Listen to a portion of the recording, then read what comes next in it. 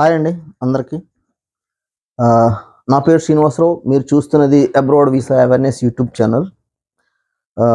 ముఖ్యంగా నేను ఈరోజు మీ ముందుకు రావడం గల మెయిన్ కారణం ఏంటంటే లేటెస్ట్గా ఒక న్యూస్ ఈనాడులో వచ్చింది. అది నేను ఆల్రెడీ నా కమ్యూనిటీ పోస్ట్లో పెట్టాను. నేను అబ్రాడ్ స్టడీ ప్లాన్ ఎండి గంట Anil Kumar and his brother Sunil ఇద్దరు కుకటపల్లి పోలీసులు అరెస్ట్ చేసి రిమాండ్కి తరలించారు.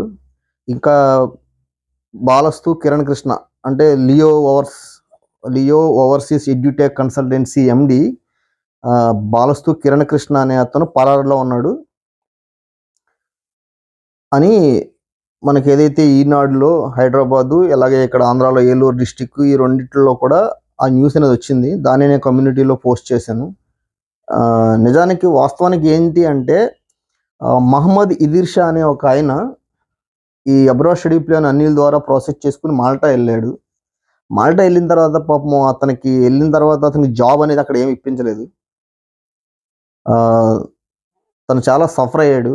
అక్కడి నుంచి మాల్టాలో జాబులు లేవని చెప్పి మళ్ళీ తనని రీడైరెక్ట్ చేసి లాట్వియా తీసుకెళ్ళాడు. ఆ లాట్వియాలో కూడా ఏమి జాబ్ ఇప్పించలేదు. అక్కడ కూడా సఫర్ అయ్యాడు. అక్కడ పోలీసులు వాళ్ళు పట్టుకుని అక్కడ కూడా ప్రాపర్గా కార్డు కట్ట ఏమీ లేకుండా అక్కడ ఉండి ఏదో ఫుడ్ డెలివరీ లాంటిది చేస్తున్నాడు. ఆ ఫుడ్ డెలివరీలో కూడా చీటింగే. ఎందుకంటే వాళ్ళే కొన్ని ఫేక్ ఐడి కార్డులు తయారు చేసి ఆ డెలివరీకి సంబంధించి వాళ్ళ దగ్గరే పనిచేసేలాగా దాంట్లో ప్రాఫిట్ని ట్యాక్స్లు అది ఇది అని చెప్పి మొత్తం వాళ్ళ ఎర్నింగ్స్ అన్నీ కూడా వాళ్ళు లాగేసుకోవడం. ఆల్మోస్ట్ ఏంటంటే అక్కడ సర్వైవ్ అవడమే కష్టమైన పరిస్థితి అనమాట. అక్కడ టెంపరీగా లాట్వియా వెళ్ళి అక్కడ ప్రాపర్గా కార్డు గట్ట ఏమీ లేకపోవడంతో ఈ మహమ్మద్ ఇదిర్ షా అనే ఆయన్ని ఆ లాట్వియా పోలీసులు పట్టుకుని మీరు మాల్టా కార్డుతో ఉన్నారు, ఇక్కడ మీరు మాల్టా వెళ్ళిపోండి, ఇక్కడ ఉండొద్దు అని చెప్పి అతన్ని మళ్ళీ వెనక్కి మాల్టా పంపించేశారు. మాల్టా వచ్చిన తర్వాత ఈ మహమ్మద్ ఇదిర్ షా అనే ఆయనకి ప్రీవియస్గా ఈ కార్డుకి అప్లై చేసేటప్పుడు కొన్ని డాక్యుమెంట్స్ సబ్మిట్ చేయాల్సి ఉంటుంది. దాంట్లో ఒక ఇంపార్టెంట్ ఏంటంటే హౌసింగ్ అథారిటీ అంటే రెంటల్ అగ్రిమెంట్. మనం ఒక ఇంట్లో ఉంటున్నట్టు ఒక రెంటల్ అగ్రిమెంట్ అనేది హౌసింగ్ అథారిటీ ద్వారా ఒక తీసుకుని ఆ లెటర్ సబ్మిట్ చేయాల్సి ఉంటుంది ఐడెంటిటీ మాల్టాలో. ఆ డాక్యుమెంట్ మాల్టాలో నక్సర్ అనే ఒక అడ్రస్, నక్సర్ అనే ఒక అపార్ట్మెంట్లో సుమారు ఆల్మోస్ట్ ఒక 250 మందికి అదే అడ్రస్తో అందరికి ఫేక్ హౌసింగ్ అథారిటీ డాక్యుమెంట్స్ అనేది సబ్మిట్ చేశాడు అనిల్. అది కూడా ఒక్కొక్కరి దగ్గర 200 అండ్ 250 యూరోస్ తీసుకుని ఆ ఒక్క హౌసింగ్ అథారిటీని ఎడిట్ చేసి అందరికి ఇచ్చేసాడు. ఆ సీక్వెన్స్లో అది ఫాల్స్ ఫేక్ డాక్యుమెంట్ అని చెప్పి ఐడెంటిఫై చేసిన ఈ ఐడి మాల్టా ఈ జాబ్ ప్లేస్ ఎవరైతే ఉన్నారో వీతని మీద యాక్షన్ తీసుకుని పోలీసులు అరెస్ట్ చేశారు. మహమ్మద్ ఇదిర్ షా అతను అరెస్ట్ చేసి తను ఒకరోజు జైల్లో పెట్టారు. తర్వాత డిపోర్ట్ చేశారు ఇండియాకి ఇమ్మీడియట్గా. అంతేకాకుండా 5 years అతని మీద బ్యాన్ విధించారు. ఆల్మోస్ట్ 5 lakhs అనిల్ కట్టాడు. అది కాకుండా అతను మాల్టా వెళ్ళడానికి ప్లస్ మళ్ళీ అక్కడి నుంచి లాట్వియా వెళ్ళడానికి, లాట్వియా నుంచి మళ్ళీ మాల్టా రావడానికి, అక్కడ ఒక వెళ్ళిన 4-5 నెలల వరకు జాబ్ లేకపోతే తను హౌస్ రెంట్ పే చేసుకోవడానికి, తన ఫుడ్కి అకామిడేషన్కి మొత్తం ఎలా చూసుకున్న ఆల్మోస్ట్ మోర్ దెన్ 10 lakhs అనేది అతను స్పెండ్ చేసి సఫర్ అయ్యాడు. అనిల్ ఇచ్చిన ఫేక్ డాక్యుమెంట్ల వల్ల అతను డిపోర్ట్ అయ్యాడు. 5 years బ్యాన్. ఎలా చూసుకున్నా అతను అనిల్ వల్ల చాలా నష్టపోయాడు. అదే బాధతో కడుపు మంటతో వాళ్ళు వెళ్ళి కేసు పెట్టారు. ఆ కేసు పెట్టినప్పుడు కుకటపల్లి పోలీస్ స్టేషన్ వాళ్ళు ఈ అనిల్ని అరెస్ట్ చేసి ఈ రిమాండ్కి పంపించారు. అయితే దీంట్లో ఏంటంటే ప్రీవియస్గా రెహమాన్ గారు అనే ఆయన కూడా మాల్టాలో డిపోర్ట్ అయ్యారు. ఈ అనిల్ తీసుకెళ్ళిన పర్సన్ ఆయన కూడా. ఇంకొక ఆయన ఉన్నాడు, సుధాంశు గారు అని చెప్పి ఒక ఆయన ఉన్నాడు. ఆయన కూడా మాల్టా వెళ్ళి అనిల్ జాబ్ ఇప్పించలేక సఫర్ అయ్యి అక్కడ సస్టైన్ అవ్వలేక అతను కూడా రిటర్న్ ఇండియాకి వచ్చాడు. ఇలాగ ఎవరైతే అనిల్ దగ్గర అక్కడికి వెళ్ళి మోసపోయిన వాళ్ళు ఇంకొక 2 persons ఉన్నారు, కిరణ్ పన్నాల, రమేష్ అనే 2 వ్యక్తి. వాళ్ళైతే వెళ్లకుండానే అంటే ఇక్కడ అతను ఇచ్చిన ఫేక్ డాక్యుమెంట్ వల్ల వీసా రిజెక్ట్ అయ్యి సఫర్ అయిన వాళ్ళు ఇలా ఒక 5 members ఎవరైతే మహమ్మద్ ఇదిర్ షా అనే ఆయన అనిల్ మీద కేసు పెట్టాడో ఇంకొక 4 వాళ్ళకు కూడా అన్యాయం జరిగింది కాబట్టి వాళ్ళు కూడా సపోర్టింగ్గా వెళ్ళి వాళ్ళు కూడా అదే కేసులో వాళ్ళ స్టేట్మెంట్స్ ఇచ్చారు. దాని మీద తను చేసిన ఫ్రాడ్కి సంబంధించి ఏదైతే ఎవిడెన్స్ ఈ విక్టిమ్స్ సబ్మిట్ చేశారో దానికి ప్రకారం కొన్ని సెక్షన్స్ అయితే విధించడం జరిగింది. తనైతే ఇప్పుడు ప్రజెంట్ రిమాండ్కి పంపించారు. తర్వాత తనకి బెయిల్ దొరికిందా దొరకలేదా వచ్చాడా అనేది మనకి ఇంకా ఇన్ఫర్మేషన్ ఏం లేదు. డెఫినెట్గా ఏంటంటే బెయిల్ ఇప్పుడు కాకపోయినా రేపైనా బెయిల్ అనేది వస్తుంది, బయటకు వస్తాడు. అల్టిమేట్గా తనని అరెస్ట్ చేసి జైలుకి పంపడం ద్వారా ఇక్కడ ప్రాబ్లం షార్ట్ అవుట్ అవ్వదు. ఎందుకంటే తన దగ్గర మోసపోయిన వాళ్ళు కొన్ని వేలల్లో ఉన్నారు. చాలామందికి రిఫండ్ అనేది ఇవ్వడం మానేశాడు. ఇది వరకు ఫస్ట్లో తన దగ్గర 2000 3000 మంది క్లయింట్లు తన దగ్గర ప్రాసెస్ చేసినప్పుడు ఎవరన్నా మానేస్తానో లేదంటే తన మోసం చేస్తానో గ్రహించి సైడ్ అయిపోతే వాళ్ళ టర్మ్స్ ప్రకారం ₹1,00,000 కట్ చేసుకుని రిమైనింగ్ బ్యాలెన్స్ ఇచ్చేవాడు. ఆ 1,00,000 కట్ చేసుకోవడం కూడా ఫ్రాడే. ఆ ప్రాసెసింగ్ ఫీజు పేరుతో దోపిడీ, అది సపరేట్ కాన్సెప్ట్. దాన్ని పక్కన పెడితే నిజానికి వాస్తవానికి ఆ ₹1,00,000 అనేది కూడా ఫ్రాడే. కాకపోతే అట్లీస్ట్ ఒక్కొక్క పిల్లోడు 3 లక్షలు 4 లక్షలు 5 లక్షలు అతను కట్టిన తర్వాత ఆ ఇనిషియల్గా 1,00,000 కట్ చేసుకుని రిమైనింగ్ అమౌంట్ అన్నా వస్తుందని ఆశపడి ఉన్నారు కానీ పిల్లలు. ఇప్పుడు ఏంటంటే అసలు కంప్లీట్ రిటర్న్ ఎవరికి అమౌంట్ ఇవ్వట్లే. ఒక అబ్బాయి ఫోన్ చేశాడు, అన్న నేను 3,25,000 కట్టాను, నేను సంవత్సరంన్నర జర్నీ చేశాను, అన్ని రిజెక్ట్లు అన్ని ఫేక్ డాక్యుమెంట్లు అన్నా, నాకేం పని అవ్వలేదు, నమ్మకం పోయింది, ఆడ మోసగాడని అర్థమైంది, నేను డ్రాప్ అవుట్ అవుతాను, నా డబ్బులు నాకు వెనక్కి ఇచ్చే అని అడిగితే ఓకే మీరు రిఫండ్ లెటర్ రాయండి, టర్మ్స్ అండ్ కండిషన్ ప్రకారం మీకు 1 lakh ప్రాసెసింగ్ ఫీజ్ కట్ అవుద్ది, ఇంకా 2,15,000 వస్తాయి మీకు, రిఫండ్ లెటర్ రాయండి, రిఫండ్ లెటర్ అయిన తర్వాత మేము ప్రాసెస్ 1 month తర్వాత ఇస్తామని చెప్పాడు. 1 month అయిపోయింది, అలాగే అని చెప్పి లెటర్ రాసి ఇచ్చాడు. 1 month అయిపోయింది, 1 month అయిపోయి ఇంకో 1 month అయిపోయింది. గట్టిగా అడిగితే ఆ అబ్బాయికి ఒక 25,000 ఫోన్పే చేసి ఆ యొక్క అబ్బాయి నెంబర్ని బ్లాక్ చేశారు. 3,25,000 కడితే అతనికి రిఫండ్ వచ్చింది 25,000. మిగతా డబ్బులు ఎగనామం పెట్టి అతని నెంబర్ బ్లాక్ చేశారు. ఇంకా చాలామంది వాట్సాప్ గ్రూపులు పెట్టుకుని ఉన్నారు. ఏది అనిల్ దగ్గర రిఫండ్ రావాల్సిన వాళ్ళ గ్రూపులు అన్నమాట. ఇంకా ఇస్తాడని చెప్పి వాడు ఇవ్వడు, ఎవరికి రిఫండ్ ఇవ్వడు. ఎందుకంటే వాడు ఫ్రాడ్ అనేది ఆల్మోస్ట్ ఆంధ్ర తెలంగాణలో అందరికీ తెలిసింది. Abroad study plan Anil, Sunil, ఇంకా వాళ్ళ టీం ఎవరైతే ఉన్నారో ఈ వంశీ, శశిధర్, రమ్య అనే అమ్మాయి, వీళ్ళంతా కలిసి ఫ్రాడ్ చేస్తున్నారు. అది అందరికీ తెలిసిన విషయం. కాబట్టి కొత్త వాళ్ళు ఎవరు క్లయింట్లు వెళ్ళరు. పాత వాళ్ళందరికీ రిఫండ్ ఇచ్చేస్తే వాడు ఏదైతే మోసం చేసి ఎర్న్ చేశాడో ఆ మనీ ఎందుకు ఇస్తాడో ఇవ్వడు. అది బ్రదర్ నేను చెప్పేది ఏంటంటే ఇంకా డబ్బులు రిఫండ్ కోసం చూసేవాళ్ళు అయితే కనుక అందరూ గ్రూప్స్ ఏదో పెట్టుకున్నారో వాట్సాప్ గ్రూపుల్లో ఉన్నారు కాబట్టి అందరూ ఒక డెసిషన్ తీసుకొని ఒక యాక్షన్ ప్లాన్ అయితే తీసుకోండి. ఎవరిని కన్సల్ట్ అయితే మీ మనీ రిఫండ్ వస్తుంది అనేది నాకు డెఫినెట్గా ఒక పోలీస్ దగ్గరికి మనం వెళ్ళినప్పుడు వాళ్ళు డెఫినెట్గా మన ప్రాబ్లం అయితే వింటారు, ఇని వాళ్ళు కేసు ఫైల్ చేస్తారు. కానీ అల్టిమేట్గా పోలీసు అనేది మీకు డబ్బులు ఇప్పించలేరు. అర్థమైందా? అనిల్ అంటాడు ఏమంటాడు, నేను ₹1 ఇప్పుడు మహమ్మద్ ఇదిర్ షా వాళ్ళు డిపోర్ట్ అయ్యి అక్కడ నుంచి బ్యాన్ చేసి ఇండియాకి వచ్చాడు, లాస్ అయ్యాడు. ఇతను డబ్బులు మాకు రిఫండ్ డబ్బులు ఇవ్వి నువ్వు అని అడిగితే నేను ₹1 ఇవ్వను, కేసు పెట్టుకో, కోర్టులో చూసుకుంటాను అన్నాడు. వాడికి జైలుకి వెళ్ళడానికి రెడీ అయ్యాడు, జైలుకి వెళ్ళాడు. కానీ ₹1 వెనక్కి ఇచ్చాడా? ఇవ్వలేదు. ఈ విషయాన్ని గ్రహించి ఎవరైతే ఇంకా అతని దగ్గర మోసపోయి సంవత్సరంన్నర 2 సంవత్సరాలు జర్నీ చేసి డబ్బులు కట్టి ఎటువంటి రిజల్ట్ లేక మోసపోయి ఉన్నారో, డబ్బులు రిఫండ్ కోసం ఎదురు చూస్తున్నారో వాళ్ళందరూ ఒక యూనిట్గా తయారవ్వండి. మీ అందరూ డిస్కస్ చేసుకుని ఎవరిని అప్రోచ్ అవుతే మీ డబ్బులు రిఫండ్ వస్తాయనే విషయం మీద మీరు చర్చించుకుని వాళ్ళని అప్రోచ్ అవ్వండి. డెఫినెట్గా పోలీస్ దగ్గరికి వెళ్తే మీకు వాళ్ళ మీద కేసులు ఫైల్ చేస్తారు, కేసు పెడతారు, వాడిని జైలుకి పంపిస్తారు, మళ్ళీ బయటకు వస్తాడు బెయిల్తో.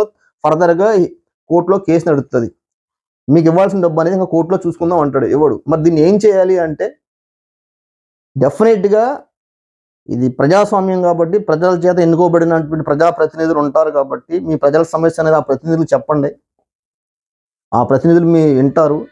విన్న తర్వాత డెఫినెట్లీ దీని మీద ఒక ఎంక్వైరీ టీం అనేది అపాయింట్ చేస్తారు. ఆ ఎంక్వైరీ టీం అనేది వీడు నిజంగా ఫ్రాడ్ చేశాడా, ఎంత ఫ్రాడ్ చేశాడు అనేది తెలుసుకుంటారు. మీ డబ్బులు వెనక్కి ఇవ్వడానికి పాసిబిలిటీ ఏదైనా ఉంది అంటే కనుక ఒక అధికారంలో ఉన్న ఒక ప్రజాప్రతినిధి అనేది డెఫినెట్గా మీకు సహాయం చేయగలుగుతారు. నా వంతున ప్రయత్నం చేస్తున్నా. నా దగ్గర మోసపోయిన వాళ్ళు చాలామంది ఉన్నారు. నేను వాళ్ళందరితో తొందరలో వాళ్ళందరి దగ్గర నుంచి కంప్లైంట్ లెటర్లు తీసుకున్నా. అలాగే ఇంకా ఈ కన్సల్టెన్సీలు ఇంకా చాలా ఉన్నాయి. ఈ abroad study plan Anil, Sunil వీళ్ళే కాకుండా abroad study plan Vijayawada branch ఉంది, కొట్టు సాయి రవితేజ. అలాగే విశాఖపట్నం ఉంది, అనిల్కి కజిన్ బ్రదర్ అవడం ఉంటాడు అక్కడ, వాడు అక్కడి నుంచి చేస్తున్నాడు. ఇలాగే ఢిల్లీలో వీళ్ళ బ్రాంచ్ ఉంది, అక్కడ జరిగే స్కామ్ ఏంటి. తర్వాత ఆల్మా అబ్రాడ్ స్టడీస్ సందీప్ దుగ్గ్యాల, అతను ఎలా మోసం చేస్తున్నాడు, ఫేక్ డాక్యుమెంట్లు ఇస్తున్నాడు, లేని కంపెనీకి ఉన్నట్టుగా ఎలా ఇస్తున్నాడు, తప్పుడు డేట్లు వేసి. అతని దగ్గర ప్రాసెస్ చేసుకోవడానికి వెళ్తే వాడికి అనుగుణంగా రాసుకున్న అగ్రిమెంట్లు, కొంతమంది దగ్గర అయితే బ్లాంక్ వైట్ పేపర్ మీద, కాంట్రాస్ట్ పేపర్ మీద బ్లాంక్ వైట్ పేపర్ మీద సంతకాలు తీసుకుంటున్నాడు. తనకు అధికారం ఉందా? లేదు, తీసుకుంటున్నాడు. ఇంకా లియో కన్సల్టెన్సీ కిరణ్, మళ్ళీ వీళ్ళందరూ కూడా ఐడెంటిటీ మాల్టా అప్రూవల్స్ అన్నీ కూడా అనిల్ చేత వర్క్ చేయించుకున్నారు. వీళ్ళంతా linkup team. Leo consultancy Kiran, Sandeep Duggyala, alma abroad studies కికప్ కన్సల్టెన్సీ అని ఉంది. ఇంకా ఇవి కాకుండా ఏగల్ ఎక్స్పర్ట్ ఇమిగ్రేషన్ అంట, భరత్ అంట, అతని దగ్గర మోసపోయిన వాళ్ళు ఉన్నారు. ఇంకా గేట్వే క్యారియర్ హేమ్చంద్, అతని దగ్గర మోసపోయిన పిల్లలు ఉన్నారు. ఇంకా ఈ కొత్తగా ఈ ప్రయాణ సందడి రాజ్ కుమార్ ఒకడు, ఈ తర్వాత ఎవరు శ్రీనాథ్ ఒకడు, కీర్తి ఓవర్సీస్ అని చెప్పి ఒకటి తయారు చేసుకున్నారు. వీళ్ళు కొత్తగా వచ్చారు. వీళ్ళు 4,50,000 ఛార్జ్ చేసి బెలారస్ పంపిస్తున్నారు. నెలకి 40,000 జీతం అంట. అక్కడ సంవత్సరం పని చేసినా వీళ్ళు ఖర్చు పెట్టిన డబ్బులు రావు. వాళ్ళకి ఎవరు ఇచ్చారు అంతంత ఛార్జ్ చేయడానికి అధికారం? ఎవరు ఇచ్చారు? వాళ్ళు ఇష్టం వచ్చినట్టు కనీసం 10 కూడా పాస్ అవునాడు కన్సల్టెన్సీ పెట్టేసి యూరోప్ తీసుకెళ్దాం అనడం. ఈ వ్యవస్థ ఏమవుతుంది ఇక్కడ? ప్రతి ఓల్డ్ టార్గెట్ యూత్ని టార్గెట్ చేసి, యూత్ని మోసం చేసి, యూత్ని వాళ్ళ దగ్గర డబ్బులు కాజేయడం, ఇదే కాన్సెప్ట్. యూత్ ఏంటంటే ఇప్పుడు లేటెస్ట్ సర్వే ప్రకారం ఏంటంటే ఇండియాలో అత్యధికంగా అబ్రాడ్ వెళ్ళడానికి ఇంట్రెస్ట్ చూపించే యూత్, ఎక్కువ ఇంట్రెస్ట్ చూపించేది నెంబర్ 1 పంజాబ్ అయితే, నెంబర్ 2 మన తెలుగు రాష్ట్రాలు తెలంగాణ, ఆంధ్రప్రదేశ్. వీళ్ళందరూ ఏమనుకుంటున్నారంటే ఇక్కడ యూత్ అబ్రాడ్ వెళ్ళిపోతే మేము అబ్రాడ్లో ఉన్నాం, ఎన్ఆర్ఐ, ఓకే, మంచి సంబంధాలు వస్తాయి, మంచి పెళ్లి సంబంధాలు వస్తాయి, మంచి కట్నాలు వస్తాయి, అందులో అర్జెంటుగా యూరోప్ లాంటి కంట్రీకి వెళ్ళిపోవాలి. దానికి బ్లైండ్గా ఎవరిని పడితే ఆయన నమ్మేసి డబ్బులు కట్టేస్తున్నారు. పోతే పోయింది, లక్ష్యం కూడా దగ్గరికి వెళ్ళిపోతున్నాడు. మళ్ళీ మరి డబ్బు ఉన్నాడు ఓకే, మరి చాలామంది పేదవాళ్ళు ఉన్నారు, వాళ్ళు అబ్రాడ్ వెళ్ళాలనుకుంటున్నారు. ఎందుకంటే వాళ్ళు ఇక్కడ మంచి ఎర్నింగ్స్ లేవు, అక్కడికి వెళ్తే మంచి ఎర్నింగ్స్ ఉంటాయనే ఒక ఈ లాలజ్ ఏదైతే ఈ ఆశా వ్యామోహానికి గురి చేస్తున్నారు కన్సల్టెన్సీలు, దానికి అట్రాక్ట్ అయ్యి middle and poor class, poor families పిల్లలు వాళ్ళు కూడా అప్లై చేసుకుంటున్నారు. కానీ వీళ్ళు ఏం చేస్తున్నారు? వాళ్ళు చీట్ చేస్తున్నారు. సంవత్సరం 2 సంవత్సరాలు జర్నీ చేసి వాళ్ళు సమయాన్ని కోల్పోయి ఇది వెళ్ళలేక ఇక్కడేమో అప్పులు చేసి డబ్బులు కట్టి, ఆ డబ్బులేమో వాళ్ళు ప్రాసెసింగ్ ఫీజు పేరుతో కట్ చేసుకోవడం. ఒకవేళ పొరపాటున వీసా వస్తే అక్కడికి వెళ్ళి జాబులు లేక మళ్ళీ వెనక్కి వచ్చేయడం. అసలు వీసా రాకుండా మానేసినోడికి కొంత టైము 1,00,000 రూపాయలు 2 లక్షలు పోతున్నాయి అనుకోవచ్చు. కానీ పొరపాటున వీసా వచ్చినోడికి 5 లక్షల డబ్బులు కట్టేవలసి వస్తుంది. అక్కడికి వెళ్ళి 2 నెలలు 3 నెలలు ఉండి వెళ్ళడానికి రావడానికి ఫ్లైట్ ఛార్జీలు, అక్కడ సర్వే వెళ్ళడానికి ఖర్చు పెట్టిన డబ్బులు మొత్తం కలిపి 7-8 లక్షల రూపాయలు పోతున్నాయి. ఇలా నాశనం అయిపోయిన వాళ్ళు ఎన్నో జీవితాలు ఉన్నాయి. వీళ్ళు ఎన్ని జీవితాలని నాశనం చేసిన ఈ కన్సల్టెన్సీ వాళ్ళకి ఏం అధికారం ఉంది? ఫస్ట్ యూత్ని టార్గెట్ చేసి వాళ్ళని ఆశా వ్యామోహాలను గురి చేసి వీళ్ళ పబ్బం గడుపుకుంటున్నారు. వీళ్ళ ఆల్మోస్ట్ వీళ్ళందరి జీవితాలని నాశనం చేసేసి వాళ్ళు బిల్డింగ్లు కట్టుకుంటే అది తప్ప కాదా? ఆలోచించండి. ఈ సందీప్ దుగ్గ్యాల అనేవాడైతే వాడు ఒక 3 లక్షలు కడితే ఒక 60,000 70,000 రిఫండ్ ఇస్తున్నాడు. వెనక్కి ఉన్న డబ్బులన్నీ కట్ చేసుకుంటాడు. ఎవడిష్టం వాడిది రిఫండ్ పాలసీ, ఎవడిష్టం వాడు రాసుకుంటున్నాడు, ఎవడి రాజ్యాంగం వాడు రాసుకుంటున్నాడు, ఎవడిష్టం వాడిది. దీనికి గవర్నమెంట్కి సంబంధం లేకుండా ఉంది. ఎవడ పడితే ఆడు కన్సల్టెన్సీ. ఇప్పుడు ఎలా తయారైందంటే, అరా 10th ఫెయిల్ అయ్యావా, ఎందుకు ఖాళీగా ఉండవు, పోయి కన్సల్టెన్సీ పెట్టుకో, 4 డబ్బులు సంపాదించుకో అనే ధోరణి వచ్చేసింది. ఇక్కడ పని పాట లేక ఖాళీగా ఉన్నవాడు అరే కన్సల్టెన్సీ పెట్టుకుని 4 డబ్బులు సంపాదించుకోరా అని చెప్పి పరిస్థితి వచ్చేసింది ఇక్కడ. ఎందుకంటే ఈజీ మనీ వస్తుంది దీంట్లో, పెట్టుబడి రూపాయి లేదు. 4 అబద్ధం మాటలు 4 మోసం మాటలు చెప్తే సరిపోద్ది. 4 అబద్ధం మాటలు 4 మోసం మాటలు చెప్తే ఎదర వాళ్ళని నమ్మించగలిగితే చాలు. దీంట్లో పెట్టుబడి అదే. అదే అండి, డెఫినెట్గా గవర్నమెంట్ అనేది ఈ కన్సల్టెన్సీ వ్యవస్థల్ని సవరించాలి. కన్సల్టెన్సీ డెఫినెట్గా ఎవరన్నా పెట్టాలి అంటే వాడికి ఒక అర్హత ఉండాలి, ఒక కోర్సు క్వాలిఫై ఉండాలి. ఇంటర్నేషనల్ ఇమిగ్రేషన్ లా, రూల్స్, రిలేషన్స్ బిట్వీన్ కంట్రీస్, ఈ కాన్సెప్ట్ అంతా దానికి సంబంధించిన ఒక సపరేట్ కోర్స్ ఉండాలి, క్వాలిఫై అవ్వాలి. ఒక కన్సల్టెన్సీ పెట్టాలంటే గవర్నమెంట్ దగ్గర అప్రూవల్ తీసుకోవడం అంత ఈజీ కాకూడదు, అంత స్ట్రాంగ్ ఉండాలి. వాడికి ఆ వ్యక్తి యొక్క బ్యాక్గ్రౌండ్ వెరిఫికేషన్ జరగాలి. వాడి క్రిమినల్ బ్యాక్గ్రౌండ్ ఉందా, ఇంటెన్షన్ ఏంటి తెలియాలి. వాడికి సర్టెన్ వాడి దగ్గర ఫైనాన్షియల్ బ్యాక్గ్రౌండ్ ఉందా అది చూడాలి. వాడికి ఒక క్లయింట్ ఒక కన్సల్టెంట్ దగ్గరికి వెళ్ళాడు అంటే వాడు ఎంత ఛార్జ్ చేయాలనే దానికి ముందు గవర్నమెంట్ దగ్గర నుంచి అప్రూవల్ తీసుకోవాలి. ఎవడికి ఇష్టం వచ్చిన ప్రైస్ వాడు ఫిక్స్ చేసి వసూలు చేసేస్తున్నాడు. రిఫండ్ పాలసీ ఆడిష్టం, వాడు ఓన్గా అగ్రిమెంట్ తయారు చేస్తాడు, సంతకాలు పెట్టించుకుంటాడు. ఎవడో పిల్లోడు పాపం నమ్మి వెళ్తాడు, వాడికి తెలియ సంతకం పెడతాడు అగ్రిమెంట్లో. తర్వాత మోసం చేసిన తర్వాత నువ్వు చూడు అగ్రిమెంట్ అని చూపిస్తున్నాడు. వాళ్ళు ఉద్దేశపూర్వకంగా అటువంటి అగ్రిమెంట్లు తయారు చేసి పిల్లల చేత సంతకాలు పెట్టించి వాళ్ళు నోరు నొక్కి గొంతు నొక్కేయడం, ఇది ఇంజస్టిస్, ఇది చాలా తప్పు. అది జరుగుతుంది. డెఫినెట్గా కన్సల్టెన్సీ వ్యవస్థలో మార్పు రావాలి. ఎవడపడితే ఆడు కన్సల్టెన్సీ పెట్టకూడదు. కన్సల్టెన్సీలో పెట్టాలి అంటే దానికి చాలా టఫ్ ప్రాసెస్ ఉండాలి. కన్సల్టెన్సీని కన్సల్ట్ అయిన ఏ ఒక్క క్లయింట్కి అయినా సరే డెఫినెట్గా 100% అకౌంటబిలిటీ అనేది గవర్నమెంట్ చేతిలో ఉండాలి. ఏ పిల్లవాడు మోసపోవడానికి అవకాశం లేకుండా అకౌంటబిలిటీ గవర్నమెంట్ తీసుకోవాలి. అటువంటి కన్సల్టెన్సీ వ్యవస్థ అనేది రావాలి. దేశానికి వెన్నెముక లాంటిది యువత. ఈ యువత అటువంటి వెన్నెముక లాంటి అనే యువత జీవితాలని వాళ్ళు నాశనం చేసేస్తుంది ఈ కన్సల్టెన్సీ వ్యవస్థ. మొత్తం దేశం మీద చూసుకుంటే లక్షల్లో కేసులు నమోదవుతున్నాయి. ఈ సైబర్ క్రైమ్ ఏదైతే ఈ కన్సల్టెన్సీ పేరుతో జరిగే మోసాలతో ఒక సంవత్సరంలో ఆల్మోస్ట్ మోర్ దెన్ 10 lakhs యువత ఈ కన్సల్టెన్సీ బారిన పడి మోసపోయి టైం కోల్పోయి వాళ్ళు మనీ కోల్పోయి ఆల్మోస్ట్ వాళ్ళు స్పాయిల్ అయిపోతున్నారు వాళ్ళ లైఫ్.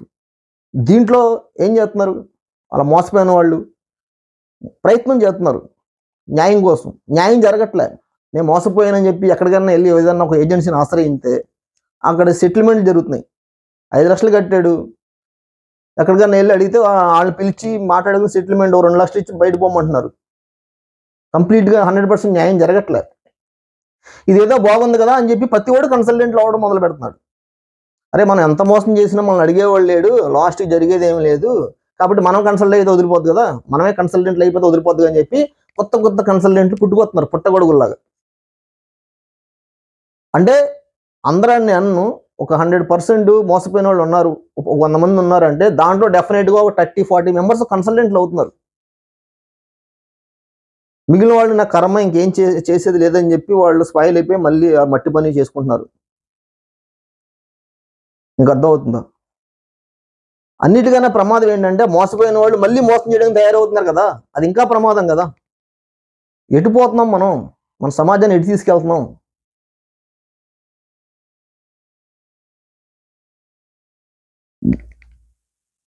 మన అవినీతి లేని సొసైటీ ఉన్నప్పుడే అభివృద్ధి అనేది సాధ్యం. ఇక్కడ అవినీతి పుష్కలంగా కన్సల్టెన్సీ రూపంలో అవినీతి పుష్కలంగా జరుగుతుంది. దాన్ని నిర్మూలించకుండా యువత ఆ కన్సల్టెన్సీ వ్యవస్థ వల్ల యువత లైఫ్ స్పాయిల్ అవుతుంది, పెడదారులు పడుతున్నారు, సమాజం చెడువైపు వెళ్తుంది, అవినీతి రాజ్యం వెళ్తుంది.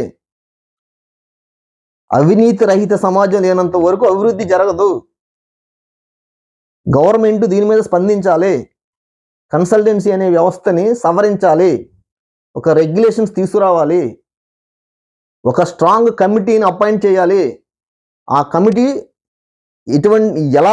ఎలాంటి ఒక కన్సల్టెన్సీ అనేది ఒకటి ఎవరికైనా లైసెన్స్ ఇవ్వాలంటే ఎటువంటి రూల్స్ రెగ్యులేషన్స్ అప్లై చేయాలి అనే దాని మీద ఒక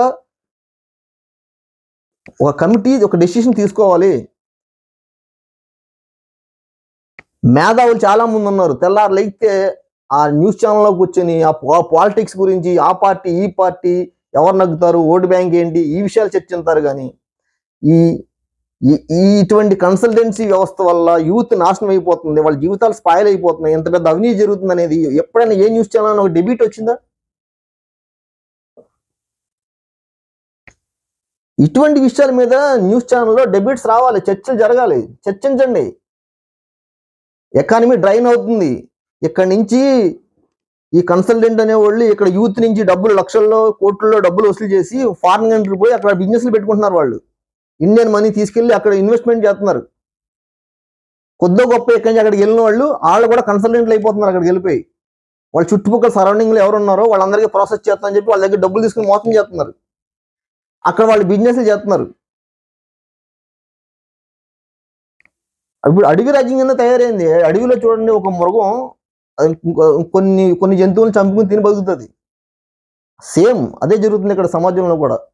తెలివైనోడు బలవంతుడు, తెలివి తక్కువని బలహీనుడిని దోచుకు తింటాం. ఇది తప్పండి. డెఫినెట్గా స్పందించండి, మేధావులు స్పందించండి, న్యూస్ ఛానల్ వాళ్ళు స్పందించండి, డిబేట్లు జరపండి. ఎవరైతే ప్రజాప్రతినిధులు ఉన్నారో, అధికారంలో పవర్లో ఉన్న ప్రజాప్రతినిధులు వాళ్ళ దీని మీద దృష్టి పెట్టండి. కన్సల్టెన్సీ వ్యవస్థని సవరించండి. యువతని కాపాడండి. యువత దేశానికి వెన్నెముక లాంటిది. అటువంటి యువతని వాళ్ళు అభివృద్ధి చెందవలసిన సమయంలో వాళ్ళ తొంగలో తొక్కేస్తుంది ఈ కన్సల్టెన్సీ వ్యవస్థ. దీని నుంచి, ఈ కన్సల్టెన్సీ అనే భూతం నుంచి మన రాష్ట్ర యువతని కాపాడండి. జై హింద్.